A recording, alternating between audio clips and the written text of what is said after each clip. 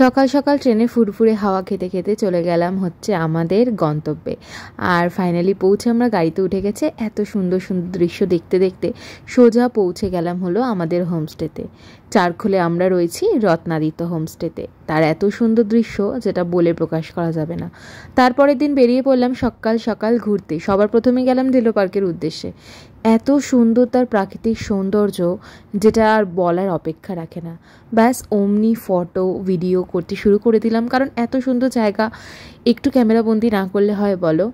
তারপর চলে গেলাম এই ফরেস্টটাতে, এত সুন্দর যেটা আর বলে বোঝানো যাবে না। প্রথমবার পাহাড়ে আসার জন্য বোধহয় সৌন্দর্যটা একটু বেশি ভালোভাবেই উপলব্ধি করতে পারছি।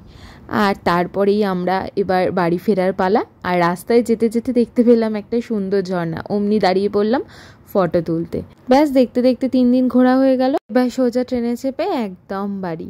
আশা করছি ভিডিওটা তোমাদের খুব ভালো লেগেছে। তো টাটা।